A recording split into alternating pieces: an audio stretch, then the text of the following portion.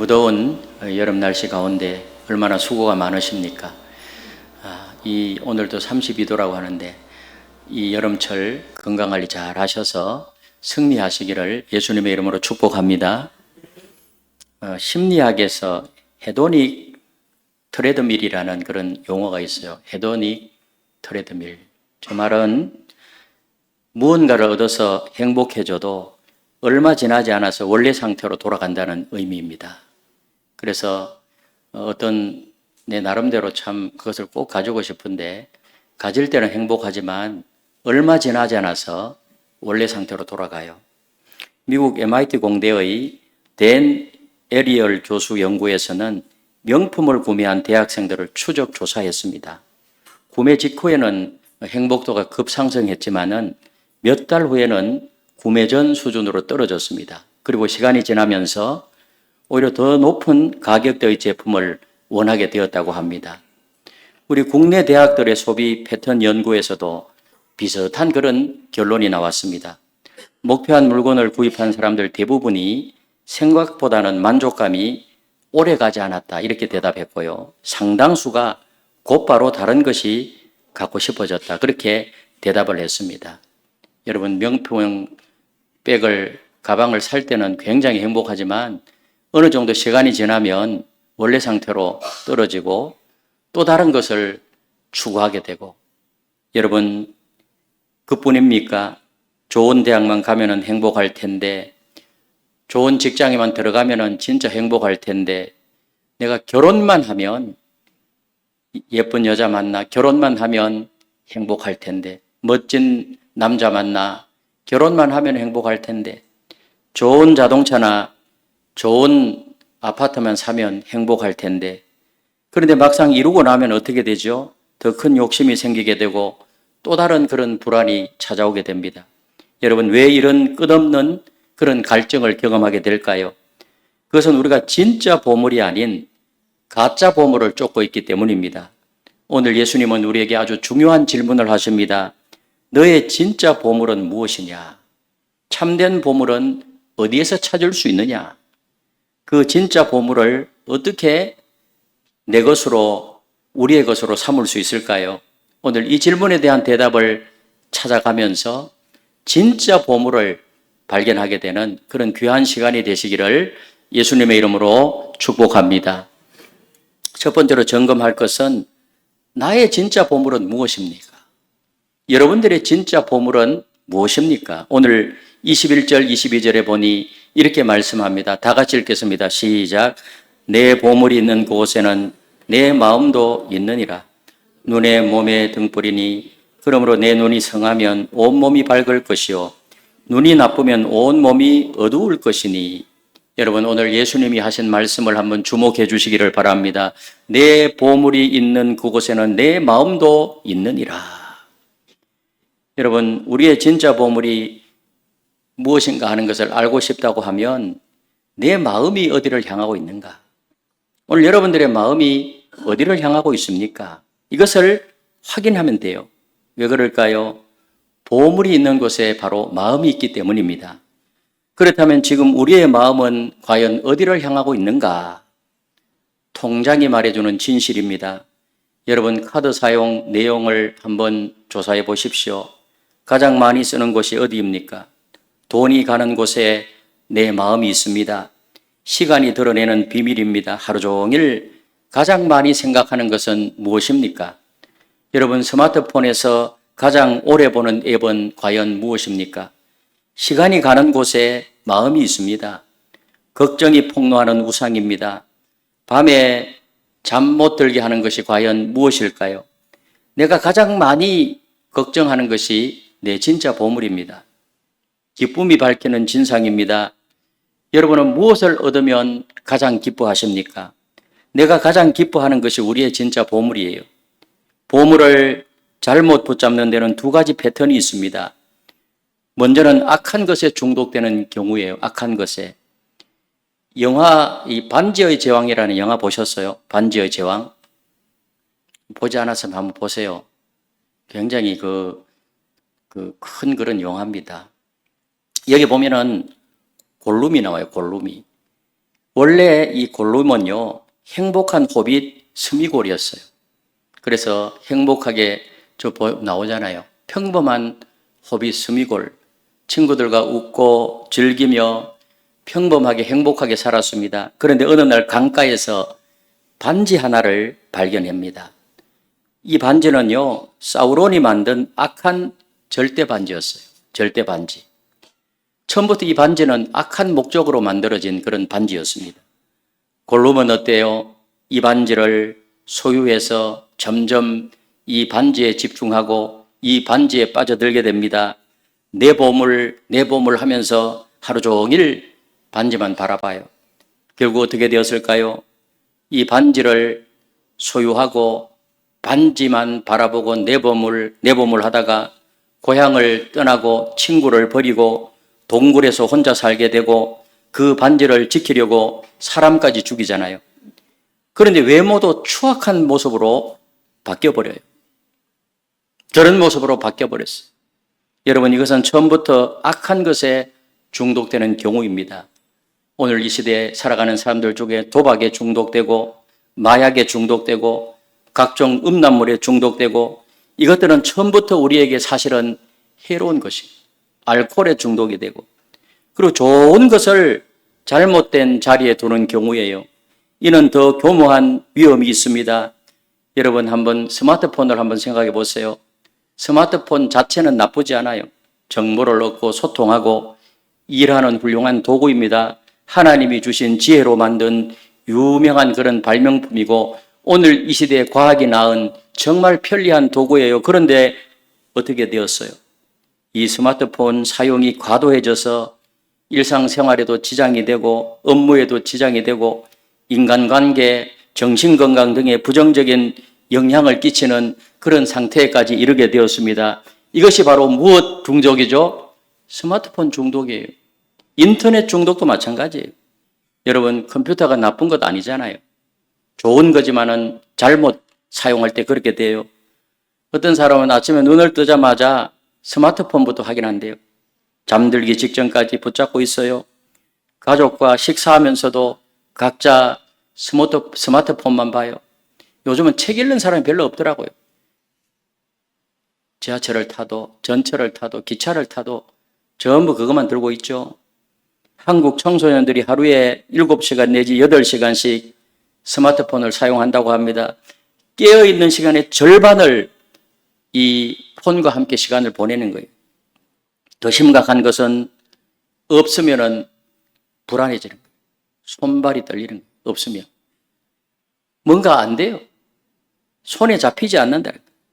배터리가 떨어지면 초조해하고 와이파이가 제대로 안 되면은 짜증내고 잃어버리면 세상이 무너지는 것처럼 그렇게 느낀대요. 여러분 유익한 도구였는데 어느 순간 우리를 지배하는 그런 주인이 되어버렸어요.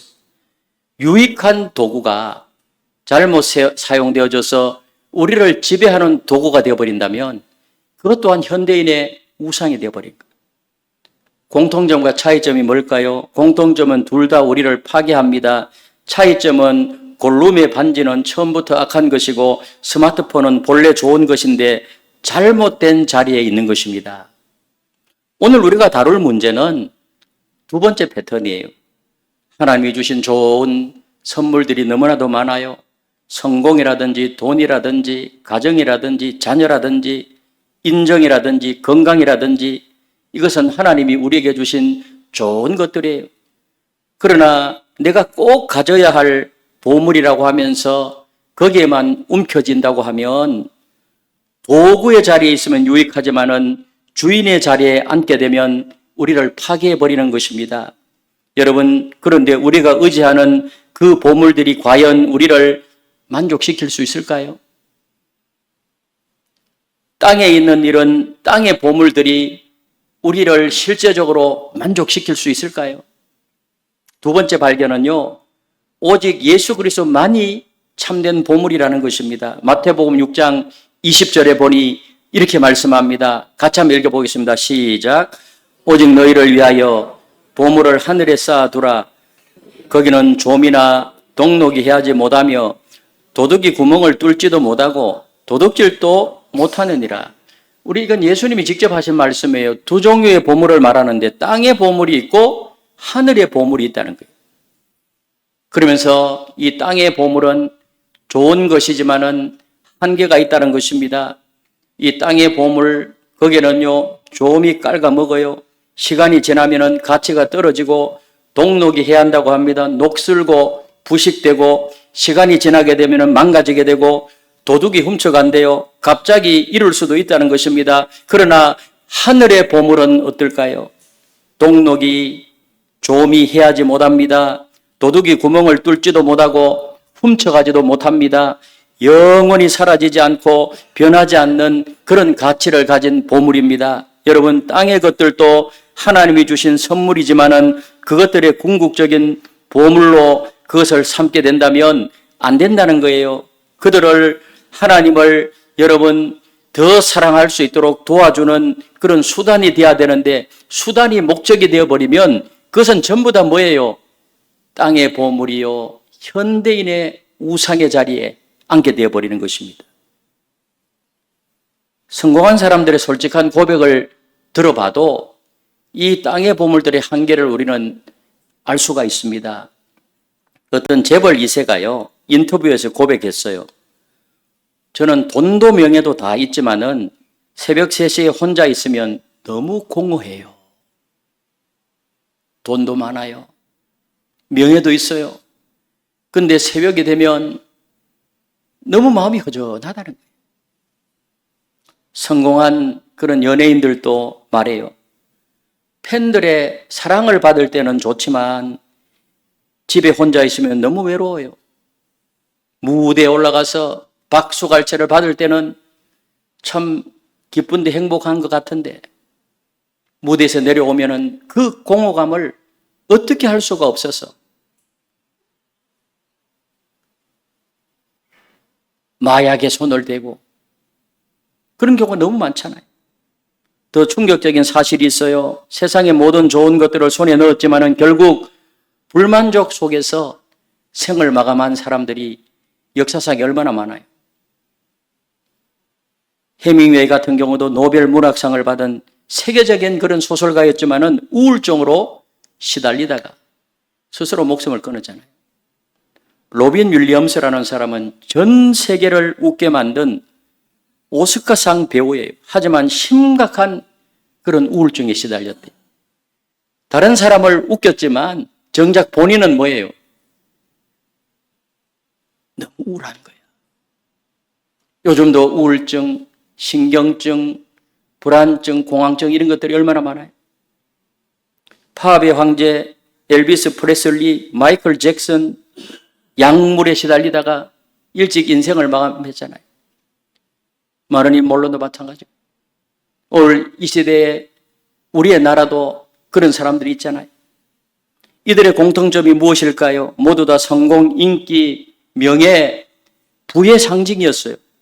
모두 그 높은 자리에서도 궁극적인 그런 만족을 얻지 못했습니다. 엄청난 그런 성공의 한복판에서도 진정한 평안을 주는 진짜 보물을 찾지 못했어요. 왜 이런 일이 일어날까요? 17세기 천재 수학자 파스칼은 이런 말을 했습니다. 이 파스칼이 한 말이요, 굉장히 중요한 말이에요. 같이 한번 읽어보겠습니다. 시작. 인간의 마음에는 오직 무한하고 불변하는 대상, 즉 하나님만이 채우실 수 있는 무한한 심연이 있다.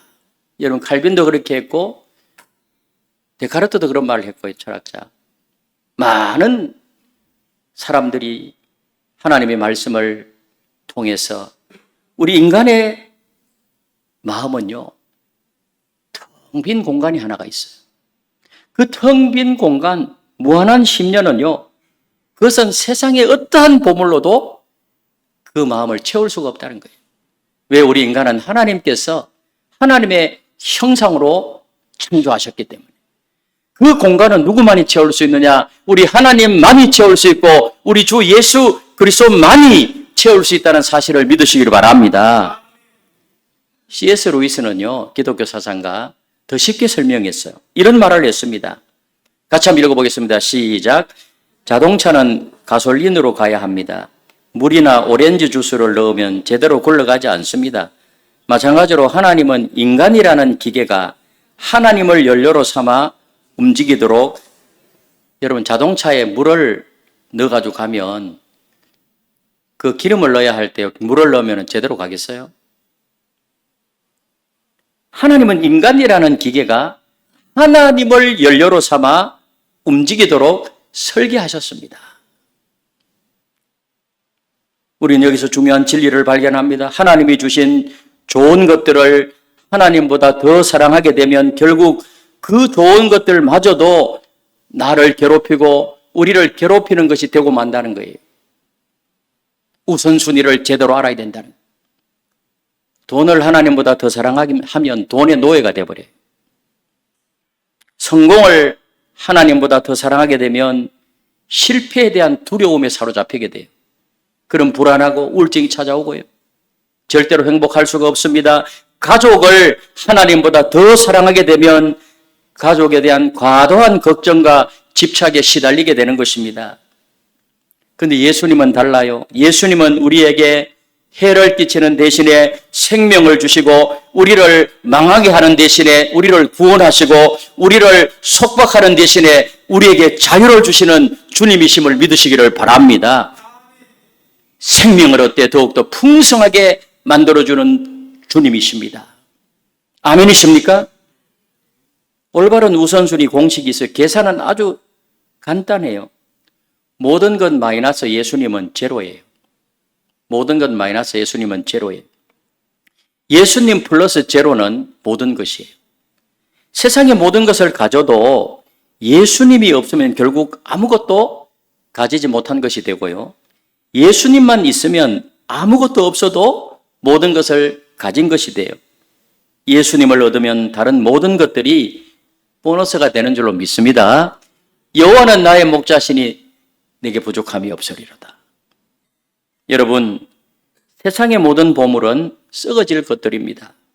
오직 예수 그리스도만이 우리의 갈증을 채울 수 있는 분이시고 영원한 보물이 되시고, 그렇다면 어떻게 이 진리를 우리의 실제 삶에 적용할 수 있을까요? 마지막 세 번째로 실천인데요. 최고의 보물인 예수 그리스도께 인생을 걸어야 해요. 여러분, 최고의 보물인 예수 그리스도께 인생을 거시기를 주님의 이름으로 축복합니다. 누가복음 12장 33절 34절에서 이렇게 말씀해요. 같이 한번 읽겠습니다. 시작. 구제하라.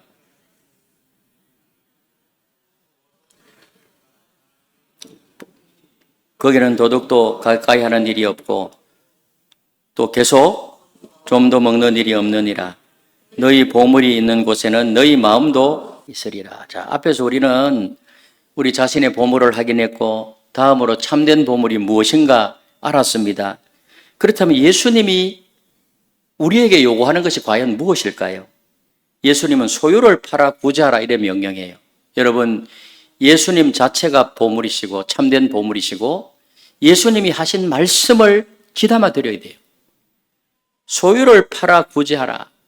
여러분, 나누고 구제하고 이러한 것들은 보물을 하늘에 쌓는 것이 된다는 사실을 믿으시기를 바랍니다. 이 말은 추상적인 말씀이 아니에요. 우리의 마음이 향하는 곳이 바뀌어야 된다는 것입니다. 지금까지 꽉 붙잡고 있던 것들을 실제로 놓아야 한다는 거예요. 놓아야 한다. 그래야 낡아지지 아니하는 배낭, 영원한 보물을 담을 수 있는 그런 그릇을 만들 수 있기 때문입니다. 자, 그렇다면은 우리 예수님이 우리에게 어디까지 가라고 하시는가? 여러분, 누가복음 14장 26절에서 26절 33절 말씀 굉장히 중요한 말씀인데 우리 같이 한번 읽어보도록 하겠습니다. 시작. 물은 내게 오는 자가 자기 부모와 처자와 형제와 자매와 더욱이 자기 목숨까지 미워하지 아니하면 능히 내 제자가 되지 못하고, 이와 같이 너희 중에 누구든지 자기의 모든 소유를 버리지 아니하면 능히 내 제자가 되지 못하리라. 우리 예수님의 제자 되는 조건을 이야기하면서 부모도 미워하고 아내도 미워하고 형제도 자매도 미워하고 목숨까지도 미워하라. 미워하지 아니하면 제자가 되지 못한다. 소유를 버리지 아니하면 제자가 되지 못한다. 이 말씀의 의미가 뭘까요? 실제적으로 가족을 미워하고 부모를 미워하라 이 말일까요? 성경 다른 구절에 보면 미움이 곧 살인이라고 했는데 실제적으로 그런 말일까요? 아니에요. 예수님은 이런 과장법을 통해서 강조하는 거예요. 과장법을 통해서 요점을 강조하고 반전을 이야기하는 것입니다. 여러분, 예수님은 우리를 너무도 깊이 사랑했어요. 우리를 영원히 얻기 위하여서 고난의 길을 가시고 십자가에서 물과 피를 다 쏟으시고 부활하시고 성천하셔서 지금도 하늘과 땅의 모든 권세를 가지시고 우리의 생명을 다스리시고 우리의 삶을 이끌어 가시고 여러분 예수 그리스도의 피값으로 교회를 사신 바 되고 예수 그리스도의 피값으로 저와 여러분들을 예수님이 사신 바 된 줄로 믿습니다. 우리는 예수님의 소유예요. 여러분 우리도 예수님을 세상 어떠한 것보다도 제일로 사랑해야 돼요. 예수님만이 참된 보물이 되어야 해요. 그래서 여기에서 미워한다 이 말은 예수님보다 덜 사랑한다 이 말이에요. 예수님보다 덜 사랑한다. 최고의 보물은 예수님의 우선순위를 말하는 거예요. 그래서 미워한다는 말을 쓴 거예요. 예수님보다 여러분 가족을 더 사랑하게 되면 그것은 우상이 되어버린 거예요. 여러분 우리가 최고의 보물인 예수님께 인생을 걸고 예수님을 삶의 우선순위 첫 번째 자리에 두시기를 주님의 이름으로 축복합니다. 그렇게 확실하게 그렇게 살게 되면 예수님을 최우선으로 두고 사랑할 때 놀라운 역설이 일어납니다. 오히려 다른 모든 것들을 더 사랑할 수 있게 돼요. 그래서 우리가 믿음 생활할 때 확실히 믿어야 돼요. 최고의 보물이 예수님께 인생을 걸어야 돼요. 확실히 믿으면요, 세상에서도 세상을 변화시키는 그런 리더가 돼요. 어정쩡하게 믿는 것도 아니고 안 믿는 것도 아니고 한 발은 교회 한 발은 세상에 그렇게 하면 아무런 능력이 없어요. 확실히 믿으면 확실하면 선한 영향력을 끼치는 그런 사람이 되는 것입니다. 우리 옆에 있는 분들하고 한번 인사합시다. 확실히 믿읍시다. 아멘. 자, 그러면 최고의 보물인 예수님을 최고의 보물로 삼고 확실히 예수님을 사랑하게 되면 어떤 역설이 일어나는가? 우리 가족 관계를 보면은 예수님을 최우선으로 사랑하게 되면 내 부모를 공경하라. 이런 하나님의 말씀에 순종하게 되고요. 그렇지 않습니까? 예수님이 하신 말씀에 순종하게 되기 때문에 다른 모든 것들이요, 더 건강하게 된다는 것입니다. 그리고 그리스도께서 교회를 사랑하는 것 같이 아내를 사랑하게 되고 교회가 그리스도께 순종하는 것처럼 남편에게 순종하게 되고 사랑하게 되고 그러므로 더 좋은 자녀, 더 사랑하는 배우자, 더 지혜로운 부모가 될 줄로 믿습니다. 여러분 직장 생활도 마찬가지예요. 하나님의 영광을 위해서 일할 때 누가 보든 보지 않든 최선을 다하게 되고요. 더 정직하고 더 성실한 사장님이 되고 직원이 되고 그러므로 말미암아서 직장 생활에서도 탁월하게 되는 거예요. 예수님을 최고의 보물로 삼으면 그런 삶이 이루어지는 것입니다. 우리 인간관계도 마찬가지예요. 예수님을 사랑할 때 원수까지도 사랑할 수 있는 힘을 얻게 되고 그러므로 말미암아서 더 좋은 이웃이 되고 더 좋은 관계성이 이루어지게 되고 제대로 예수 믿으면 이 인간관계도 더 건강하고 좋은 그런 관계가 될 줄로 믿습니다. 경제생활도 마찬가지예요. 돈이 예수님보다 덜 중요해지게 되면 내 모든 관계가 건강하게 돼요. 하나님과 가난한 사람들에게 기꺼이 나누게 되고 빚지지 않기 위해서 애를 쓰게 되고 미래 세대를 위해서 지혜롭게 저축하게 되고 내 가족을 돌보게 되고요. 더 놀라운 것은 물질적인 면에서도 최선을 다하게 돼요. 하나님의 영광을 위해서 일하는 사람은요, 대충 일하지 않아요. 정직하게, 성실하게, 창의적으로 일하게 되고, 여러분, 무슨 일을 하든지 간에 주님께 하듯 하라. 그럼 어떻게 되겠어요? 다 건강하게 돼요. 예수님을 최우선으로 사랑하게 되면 모든 관계, 경제, 직장, 삶이 더 풍요롭고 더 건강하게 되는 그런 놀라운 은혜가 나타나게 될 줄로 믿습니다. 그래서 마태복음 6장 33절 말씀이 나오는 거예요. 같이 한번 읽어보겠습니다. 시작. 그런즉 너희는 먼저 그의 나라와 그의 의를 구하라. 그리하면 이 모든 것을 너희에게 더하시리라. 더하여 주시는 그런 놀라운 역사, 그런 축복이 일어나게 될 줄로 믿습니다. 참 신기한 것은요, 나누어도 마르지 않는다는 거예요. 여러분, 사르밧 과부가요, 마지막 밀가루를 선지자에게 드렸잖아요. 왕상 17장 16절에 보니 통의 가루가 떨어지지 아니하고 병의 기름이 없어지지 아니하니라. 이거 안 먹으면 굶어 죽어요. 근데 나누었을 때 뭐라고 말하죠? 떨어지지 아니하고 기름이 없어지지 아니하니라. 기독교 문화권에 있는 사람들이 많이 나누잖아요. 미국에도 보면 또 이스라엘, 유럽에 예수 믿는 기업인들 보세요. 기부를 많이 해요. 많이 나누어요. 그럼 마릅니까? 그렇지 않아요. 여러분, 하나님의 경제학은 세상과 다릅니다.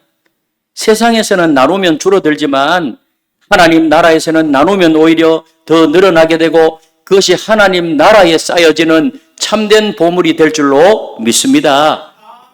그러므로 예수님을 최우선 순위로 삼을 때 모든 영역에서 더 풍성한 삶이 이루어지게 되고 이는 우리의 노력이 아닌 하나님의 은혜라는 사실을 믿으시기를 바랍니다. 하나님은 지금도 살아계셔서 그렇게 추구하고 그렇게 사는 사람들을 축복하시는 거예요. 손을 놓으면 더 많이 받고 나누면 더 풍성해지는 하나님 나라의 신비한 원리가 여기 있다는 사실을 믿어야 됩니다. 믿으시기를 주님의 이름으로 축복합니다. 사랑하는 성도 여러분, 여러분이 가장 붙잡고 있는 것이 무엇입니까? 돈입니까?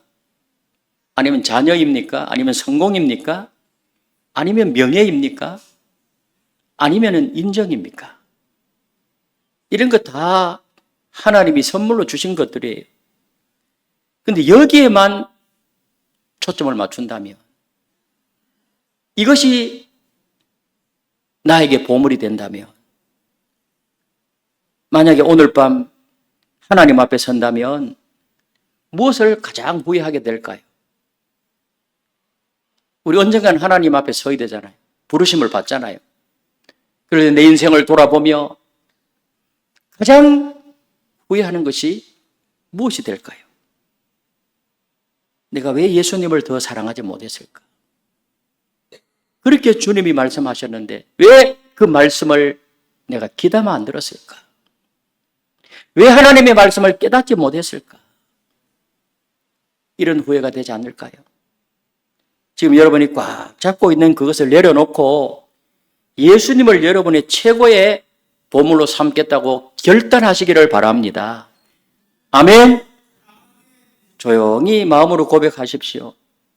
예수님은 나의 진정한 보물입니다. 다른 모든 것보다 예수님을 더 사랑하겠습니다. 최고의 보물 예수님께 내 인생을 걸겠습니다. 한번 따라하겠어요? 예수님이 나의 진정한 보물입니다. 다른 모든 것보다 예수님을 더 사랑하겠습니다.